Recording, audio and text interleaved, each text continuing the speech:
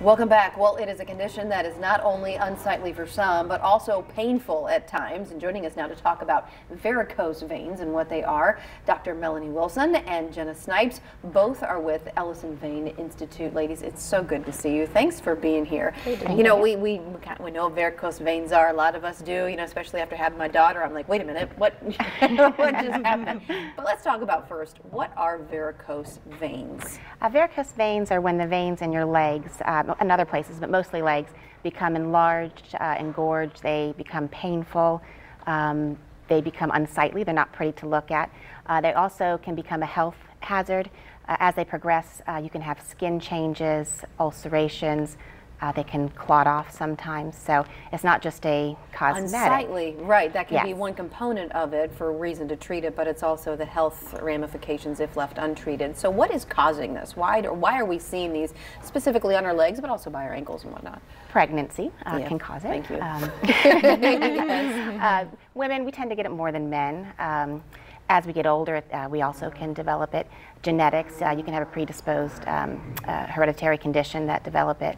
As nurses, we're on our feet, so people that have standing occupations, but then people who have sitting occupations as well, so some of it's occupation. Like crossing your legs and stuff, I feel like, I don't know if that makes a difference. I always feel like, okay, try not. But does that cause it? I'm just curious, crossing the legs. Not the varicose veins, but definitely the spider veins you can get. What is the difference, varicose v. spider veins? Spider veins are really just superficial veins that are tiny bluish, reddish veins that can be easily treated with injections or sclerotherapy. The varicose veins are generally a lot bigger and have a underlying condition that we treat.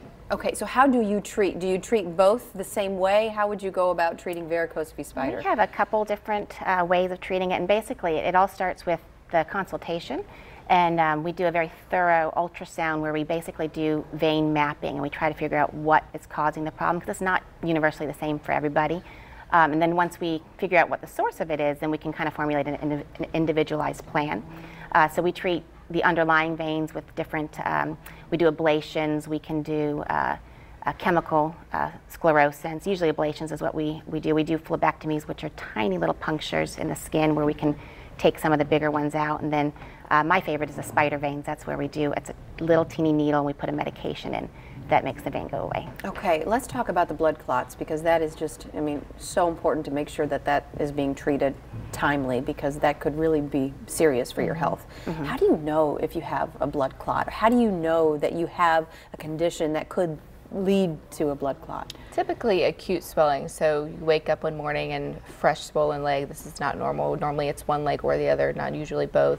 Pain, redness, swelling. You need to get follow-up with medical attention to the leg to make sure that it's not deep, because that could be life-threatening. And so swelling, that usually is an indication of a blood clot, or is swelling indicative of a lot of other things? I mean, you could be on your feet, you could be crossing your legs. I mean, you can have swelling or lymphedema, which we also treat and manage in our practice as well, which could be from varicose veins, blood clots, but also injury, trauma, surgery. After a long day at being at work, we all get a little bit of swelling on our legs too. So. And if we start to see this problem become more and more prominent, right, and there's no pain, there's no swelling, I'm just seeing more of these dumb veins, should I come in and have you guys take care of this to potentially ward off any problems in the future? If we catch it early enough. Prevention is key, yes. Coming into the office and really catching an issue when it's mild, instead of when you come in, years later and it's severe, and really just catching it and treating it early is key. And we're talking about aesthetic, also medical too, right? Absolutely. Like, so if you catch it earlier with the aesthetic, it's easier instead of like having a big extensive treatment late down the road, yes. And it doesn't go away on its own. No. Right? No. I was hoping that there was a chance. No. Ladies, it's so good to see you. Thanks for being here. Thanks Appreciate for it. I know you said you had a location in Ponte Vedra, and where's your other location? Baptist downtown at the Baptist Medical Center downtown. Good deal. All right. And thanks to Ellison Vein Institute for coming in and providing us with all of this content. You can call them, very easy number to remember, which is 904-394-LEGS to schedule an appointment, which is 5347, or you can visit their website, which is ellisonveininstitute.com.